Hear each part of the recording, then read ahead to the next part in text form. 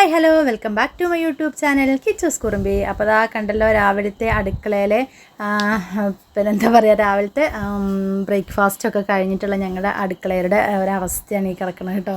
ഇന്ന് ചായയും കടിയും തരുന്ന പുട്ടായിരുന്നു. അപ്പോൾ ഞാൻ കുക്കിങ്ങിൻ്റെ വീഡിയോസൊന്നും കാണിക്കുന്നില്ല കേട്ടോ, ജസ്റ്റ് ഒരു ക്ലീൻ ചെയ്യണതൊക്കെ കാണിക്കുന്നുള്ളൂ. അപ്പോൾ രാവിലെ നമ്മൾ ചായയും കടിയൊക്കെ ഉണ്ടാക്കി അതൊക്കെ കഴിച്ചിട്ടതിന് ശേഷം പിന്നെ നിരന്ന് കിടക്കില്ലേ അടുക്കള, അതെല്ലായിടത്തുള്ളൊരവസ്ഥ തന്നെയായിരിക്കും. അപ്പോൾ തത്ത എണീറ്റു, ഞാനും തത്തയും അമ്മയും ഞങ്ങൾ 3 പേരും ചായ കൂടി കഴിഞ്ഞു കേട്ടോ. പുട്ടും കടലക്കറിയായിരുന്നു. കിച്ചുമോൾ എണീറ്റിട്ടില്ല. അപ്പോൾ ഞാൻ ഈ പാത്രങ്ങളൊക്കെ ഒന്ന് കഴുകിയെടുത്ത് വെക്കട്ടെ കേട്ടോ പെട്ടെന്ന്. എന്നിട്ട് പിന്നെ നമുക്ക് അടുത്ത ഭാഗം കാണിക്കാം അല്ലേ.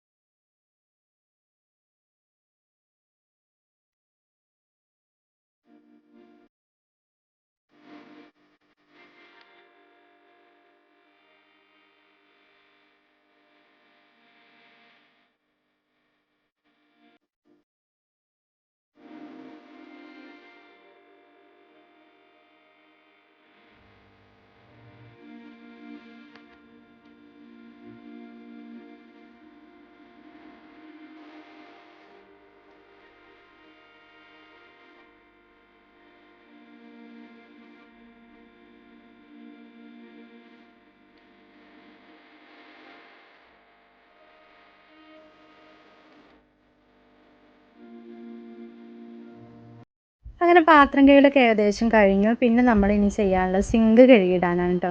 അപ്പോൾ ഞാൻ എപ്പോഴും പാത്രങ്ങൾ കഴുകിയിട്ട് കഴിഞ്ഞാൽ അതിൻ്റെ ഒപ്പം തന്നെ സിങ്കും കൂടെ ഒന്ന് സോപ്പ് ഉപയോഗിച്ചിട്ട് തന്നെ കഴുകും. വെറുതെ വെള്ളം ഒഴിച്ചിട്ടല്ല, സോപ്പും അതുപോലെ കുറച്ച് സോപ്പ് എന്ന് പറയുന്നത് വിം കേട്ടോ, വിമ്മിൻ്റെ ലിക്വിഡ് ഉണ്ടല്ലോ അതും ഒഴിക്കും. പിന്നെ ഞാൻ അടുപ്പിൽ നിന്ന് കുറച്ച് ചാരണ്ടല്ലോ വെണ്ണീർ, അതും കൂടെ എടുത്തിട്ട് ഇതുപോലെ ഒരു തുണി ഉപയോഗിച്ചിട്ടാണ് കേട്ടോ ഞാൻ സിങ്ക് ക്ലീൻ ചെയ്തിടൽ. ഈ സ്ക്രബ്ബർ വാങ്ങിയാൽ എന്താ പ്രശ്നം എന്ന് ചോദിച്ചാൽ അത് ഇങ്ങനെ എന്നും കഴുകുമ്പോഴേ അത് പെട്ടെന്ന് ഇങ്ങനെ പൊടിഞ്ഞു പോകും. അപ്പോൾ അതിന് 10 രൂപയ്ക്കേ ഉള്ളൂ വില. പക്ഷെ എന്നാലും ഞാൻ ചെയ്യണത് എങ്ങനെയാണെന്ന് ചോദിച്ചാൽ ഇതുപോലെ, അതായത് നമ്മൾ പഴയ ഷാളൊക്കെ ഉണ്ടല്ലോ, ജോർജറ്റ് മെറ്റീരിയലിൻ്റെ എന്തെങ്കിലും ഷാളോ കാര്യങ്ങളൊക്കെ ഉണ്ടെങ്കിൽ അതിൻ്റെ ഒരു പീസ് ഇതുപോലെ ഇങ്ങനെ വെട്ടി വയ്ക്കും. എന്നിട്ട് അത് ഉപയോഗിച്ചിട്ടാണ് ഞാൻ ഈ സിങ്ക് ക്ലീൻ ചെയ്തിടൽ കേട്ടോ.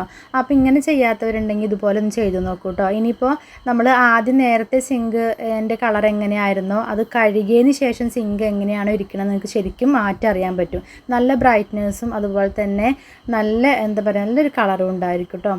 അപ്പോൾ എപ്പോഴും നമ്മൾ പാത്രം കഴുകിക്കഴിഞ്ഞാലും അതിനിപ്പോൾ കുറച്ച് പാത്രം ഉള്ളെങ്കിലും അതല്ലെങ്കിൽ ഒരുപാട് പാത്രമാണെങ്കിലും ആ പാത്രങ്ങൾ കഴുകി വെക്കുമ്പോൾ തന്നെ സിങ്കും കൂടെ ഒന്ന് ക്ലീൻ ചെയ്തിടുകയാണെന്നുണ്ടെങ്കിൽ സിങ്ക് എന്താ പറയുക, സിങ്കിൽ നിന്നുള്ള ബാഡ് സ്മെല്ല് നമുക്ക് ഒഴിവാക്കാൻ പറ്റും. അത് അല്ലെങ്കിൽ നമ്മുടെ സിങ്കും നല്ല ബ്രൈറ്റ്നെസ് ആയിട്ടിരിക്കുകയും ചെയ്യും. അപ്പോൾ ഞാൻ എപ്പോഴും ഇങ്ങനെയാണ് ചെയ്യണത് കേട്ടോ.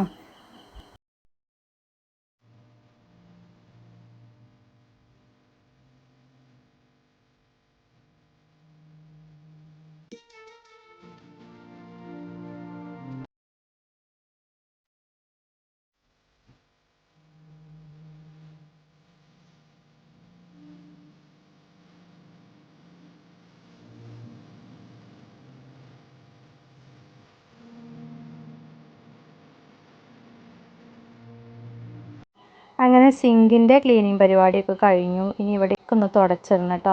പാത്രം കഴുകിയപ്പോൾ ഉള്ള വെള്ളമൊക്കെ ഇവിടെ തെറിച്ചിട്ടുണ്ട്. അപ്പോൾ ഇവിടെ ഞാനൊരു ചെറിയ ലിക്വിഡ് ഇങ്ങനെ ഈ കോട്ടൻ്റെ തുണിയിലാക്കിയിട്ട് ഇവിടേക്കൊന്ന് തുടച്ചെടുക്കുകയാണ്.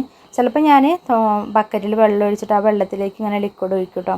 എന്നിട്ട് അങ്ങനെയാണ്, അത് നമ്മുടെ ലിക്വിഡ് അല്ല, ലോഷൻ, തുടയ്ക്കാൻ ഉപയോഗിക്കുന്ന ലോഷൻ തുള്ളി ഒഴിച്ചിട്ട് അങ്ങനെയാണ് ഇവിടെയൊക്കെ തുടച്ചെടുക്കുന്നത്. പിന്നെ ഈ ചുമരിൻ്റെ ഈ ഭാഗത്തൊക്കെ എന്ന് പറഞ്ഞാൽ നമ്മൾ ഗ്യാസിൽ നിന്ന് കുക്ക് ചെയ്യണത് എന്തെങ്കിലുമൊക്കെ തെറിച്ചിട്ടുണ്ടാവുമല്ലോ, അതും ആ സമയം തന്നെ അങ്ങോട്ട് ഡെയിലി നമ്മൾ അന്നന്ന് ചെയ്യുന്ന കാര്യങ്ങൾ അന്നന്ന് തന്നെ നമുക്ക് തുടച്ച് വൃത്തിയാക്കി ഇടുകയാണെന്നുണ്ടെങ്കിൽ ഒരു ഡീപ്പ് ക്ലീനിങ്ങിൻ്റെ ആവശ്യം എന്തായാലും അടുക്കളയിൽ ഉണ്ടാവില്ല. അപ്പോൾ എല്ലാവരും അന്നന്ന് തന്നെ അതൊക്കെ ചെയ്തിടുകയാണെന്നുണ്ടെങ്കിൽ, ഇപ്പോൾ കുക്കിംഗ് രാവിലെ നമ്മൾ കുക്കിംഗ് കഴിഞ്ഞാൽ ആ ഉടനെ തന്നെ ഗ്യാസ് അങ്ങോട്ട് വൃത്തിയാക്കിയിടുക.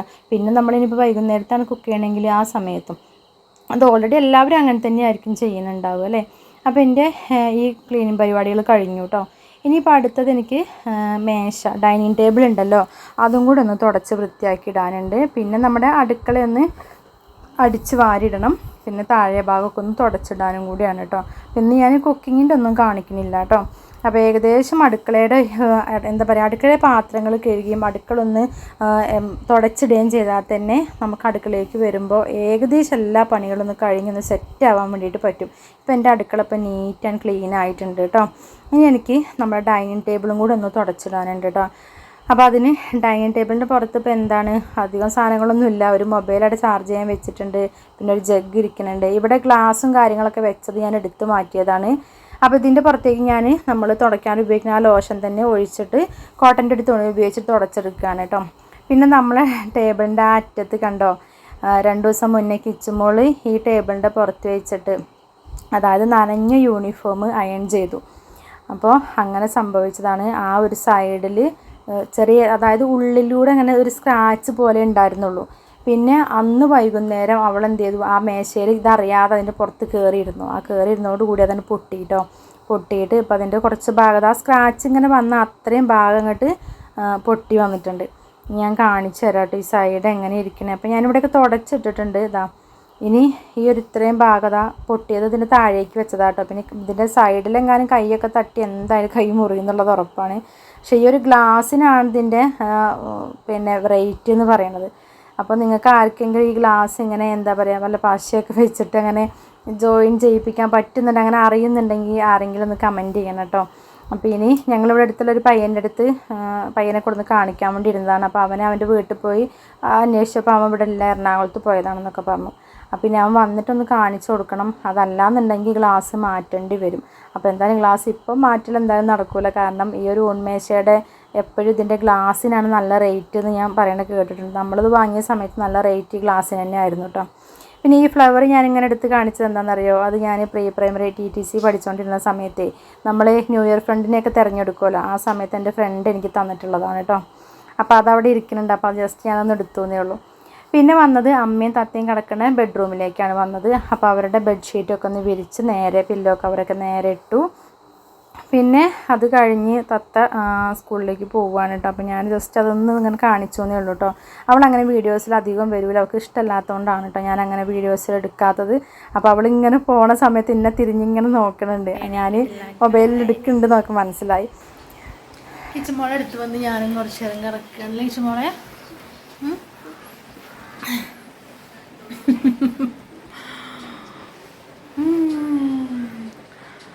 രാവിലെ എണീക്ക് എല്ലാവർക്കും ഒരു മടിയാവും അല്ലേ, അല്ല കിച്ചു ഉണ്ടോ? ഇപ്പോൾ സമയം എത്രയാണെന്നറിയോ? 8:45. 8:45 കിച്ചുവിന് എണീക്കണം എന്നില്ല കേട്ടോ. അമ്മ കുളിച്ചു. ഇതൊക്കെ നോക്കിയാൽ ബെഡ് മാത്രമേ ഉള്ളൂ കേട്ടോ. ബെഡ്ഷീറ്റൊക്കെ പോയിട്ടുണ്ട്. ഇനി അതൊക്കെ നേരെ വിരിച്ചിടണം. കറങ്ങാൻ തോന്നുന്നുണ്ട് ഇപ്പോൾ കിച്ചുമോളെ. മുഖമൊക്കെ പൊത്തി കിടക്കുകയാണ് കിച്ചുമോള്, മുഖമൊക്കെ പൊത്തി കിടക്കുകയാണ് ഗൈസ്.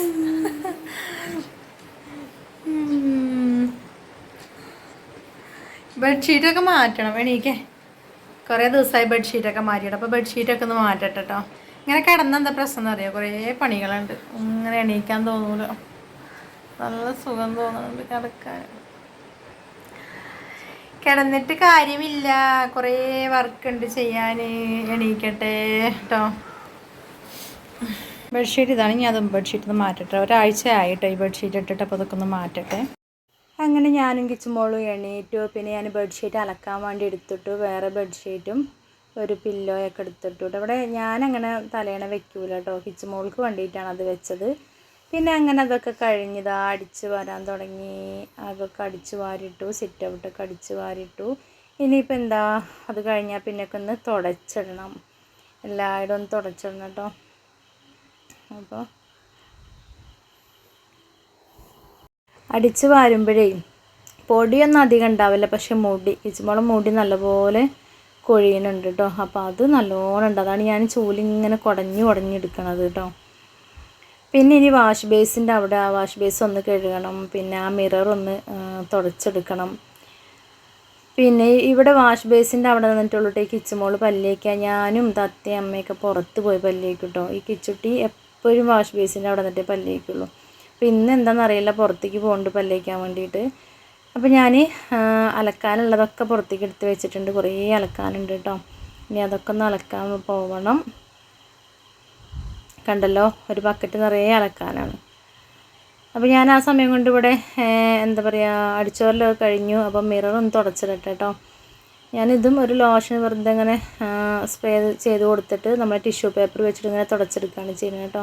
അപ്പോൾ ഇവിടെ നിന്ന് എന്താ പറയുക, മുഖമൊക്കെ കഴുകുമ്പോഴേ സോപ്പൊക്കെ തെറിക്കണത് ഇവിടെ ഉണ്ടാവും. പിന്നെ ചുമരിൻ്റെ അവിടെയൊക്കെ ഉണ്ട്. ചുമരിൻ്റെ കാര്യം പറയാതിരിക്കുക നല്ലത്. പെയിൻറ്റിങ്ങൊക്കെ എല്ലാം പോയിട്ട് ആകെ ഒരു കറുത്ത കളറായിട്ടുണ്ട്. നമ്മളെ കൈ എത്തുന്ന സ്ഥലത്തുള്ള പെയിൻറ്റിങ് എല്ലാം പോയിട്ട് വെറും വൃത്തികേടായി കിടക്കുകയാണ് കേട്ടോ. അപ്പോൾ ചുമരൊന്നും ഇപ്പോൾ കാണിക്കാൻ പറ്റാത്ത അവസ്ഥയായിട്ടുണ്ട്.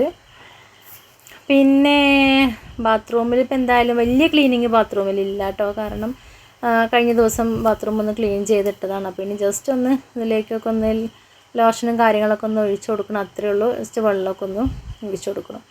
പിന്നെ അതൊക്കെ കഴിഞ്ഞിട്ട് പിന്നെ ഞാൻ പുഴയിൽ പോയി അലക്കിയൊക്കെ വന്നിട്ടുള്ള വീഡിയോ ആയിട്ട് കാണിക്കണത്. പിന്നെ അലക്കിയൊക്കെ വന്ന് തുണികളൊക്കെ വിരിച്ചിടുകയാണ്. പുതപ്പൊക്കെ ഞാൻ പറയില്ലേ, ബെഡ്ഷീറ്റൊക്കെ അലക്കാനുണ്ടായിരുന്നു എന്നുള്ളത്. അപ്പോൾ അടിച്ചു വാരലും കഴിഞ്ഞിട്ട് തുടയ്ക്കാൻ നിന്നിട്ടില്ല കേട്ടോ. അടിച്ചു വാരൽ കഴിഞ്ഞിട്ട് ഞാൻ വേഗം അലക്കാൻ വേണ്ടി പോയി. അപ്പോൾ ബെഡ്ഷീറ്റൊക്കെ അലക്കി കൊടുന്നു. അപ്പോൾ ബെഡ്ഷീറ്റും ഈ ഒരു പുതപ്പ് ഞാൻ പുറത്തങ്ങോട്ട് ഇട്ടു കേട്ടോ. ഇനി ഞാൻ എന്താ പറയുക, ഏതായാലും നനഞ്ഞ് നിൽക്കുകയാണല്ലോ. അപ്പോൾ ഇനി ഇവിടെ തുടക്കലൂടെ കഴിഞ്ഞിട്ടുള്ളൂ ഞാൻ ബാക്കി പരിപാടിക്ക് നിൽക്കണത് കേട്ടോ. അപ്പോൾ ഒരു കുളി രാവിലെ എണീറ്റപ്പോൾ കഴിഞ്ഞതാണ്. പിന്നെ എന്താ പറയുക, ഇനി തുടക്കലും കൂടെ കഴിഞ്ഞിട്ട് ഒന്നുകൂടെ മേലൊക്കെ വെള്ളം ഒഴിക്കണം. അപ്പോൾ പിന്നെ അതൊക്കെ കഴിഞ്ഞിട്ട് പിന്നെ ഞങ്ങൾ ഉച്ചയായപ്പോൾ പുറത്ത് പോവുകയാണ് കേട്ടോ. തത്താക്കി ടൂറ് പോകാൻ വേണ്ടിയിട്ടുള്ള കുറച്ച് സാധനങ്ങളൊക്കെ വാങ്ങിക്കാനൊക്കെ ഉണ്ടായിരുന്നു. അപ്പോൾ അതിന് വേണ്ടിയിട്ട് ഞങ്ങൾ പോവുകയാണ്. അപ്പോൾ ഞങ്ങൾ 3 ആളും കൂടിയാണ് പോകുന്നത് കേട്ടോ. തത്തയും ഞാനും കിച്ചുമോളും കൂടിയാണ് പോകുന്നത്. അപ്പോൾ എന്നും ചുരിദാറല്ലേ ഇടുന്നത്, അപ്പം ഞാൻ സാരി ഉടുത്തിട്ടാട്ടോ പോണേ. അപ്പോൾ ഞങ്ങൾ പൂക്കോട്ടുംപാടത്ത് പോകണം. പൂക്കോട്ടുംപാടത്ത് ആദ്യം ഞങ്ങൾ സമാ വെഡ്ഡിങ് ഇല്ലേ അവിടെ കയറി. അപ്പോൾ അവൾക്ക് അവിടെ ഒന്നും ഇഷ്ടപ്പെട്ടില്ല. അവൾ ഉദ്ദേശിച്ച ആ ഒരു ടോപ്പ് അവിടെ നിന്ന് കിട്ടിയിട്ടില്ല. മീൻസ് ഒരു ക്രോപ്പ് ടോപ്സാണ് അവൾ നോക്കിയിട്ടുണ്ടായിരുന്നത്, അത് കിട്ടിയില്ല.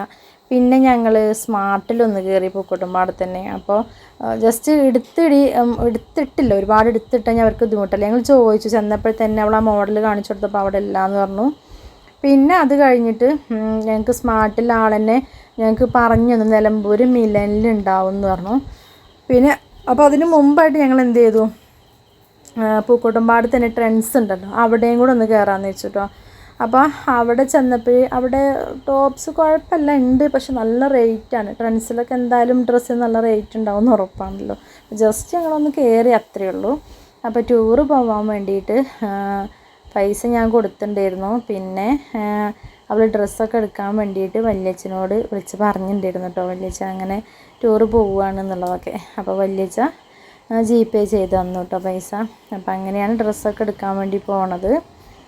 അപ്പോൾ ഇതാണ് ട്രെൻഡ്സിൽ ഞങ്ങൾ കയറിയത് കേട്ടോ. ഞങ്ങൾ താഴെ വണ്ടിയൊക്കെ നിർത്തിയിട്ട് അങ്ങനെ നടന്നു. കാരണം ഇപ്പോൾ പൂക്കോട്ടുംപാടത്ത് എവിടെയും വണ്ടി നിർത്തിയിടാനൊരു പാർക്കിംഗ് ഏരിയ ശരിക്കില്ല. കാരണം എല്ലായിടത്തും 2 സൈഡിലും വർക്ക് നടക്കുകയാണല്ലോ. അങ്ങനെ അപ്പോൾ കുറേ നേരം അവിടെ നിന്നും പറ്റിയില്ല. പിന്നെ ഞങ്ങൾ സ്കൂട്ടി അവിടെ നിർത്തിയിട്ടിട്ട് ഞങ്ങൾ എന്ത് ചെയ്തു, നിലമ്പൂർക്ക് പോയിട്ടോ. നിലമ്പൂർ നമ്മുടെ ലിറ്റിൽ ഫ്ലവർ സ്കൂളിൻ്റെ നേരെ ഓപ്പോസിറ്റുള്ള മില്ലിൽ നിന്നാണ് പിന്നെ ഞങ്ങൾ ഡ്രസ്സ് എടുത്തത്.